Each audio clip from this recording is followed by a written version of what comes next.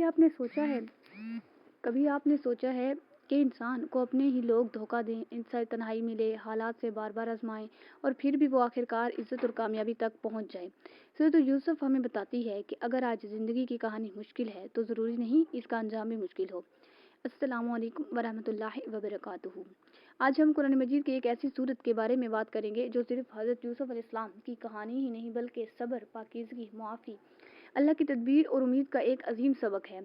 सूरत यूसुफ का तारुफ। सूरत यूसुफ कुरान मजीद की 12वीं सूरत है और इसमें 111 आयात हैं। इस सूरत का मरकज़ी वाक़या हज़रत यूसुफ अलैहिस्सलाम की ज़िंदगी के नशीब फ़रेज़ हैं। ये सूरत ख़ास तौर पर इस लिहाज से मुनफरिद है कि हज़रत यूसुफ अलैहिस्सलाम की ज़िंदगी का वाक़या एक मुख्तसर अंदाज में बयान होता है। बचपन से लेकर आजमाइशों, जुदाई, कैद, फिर इज्जत और इक़्तिदार तक इनकी ज़िंदगी के मुख्तलिफ मराहिल एक दूसरे से जुड़े हुए नज़र आते हैं। सूरत के आगाज़ में अल्लाह ताला फरमाते हैं कि हम को एहसासुल क़सस यानी बेहतरीन किस्सों में से एक किस्सा भी बयान करते हैं। और वाकई ही ये सिर्फ एक किस्सा ही नहीं, ये इंसान के दिल को अल्लाह की तरफ से मुतवज्जह करने वाली तरबियत है।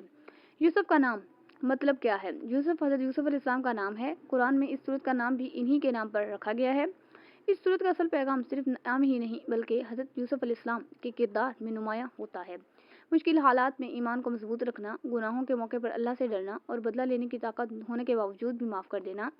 मरकज़ी मौजू क्या है? अगर सूरत यूसुफ को एक जुमले में बयान करना हो तो हम कह सकते हैं, अल्लाह की तदबीर इंसान को नजर आने वाली मुश्किलात से कहीं बड़ी होती हैं। हज़रत यूसुफ अलैहिस्सलाम को हालात को देखें।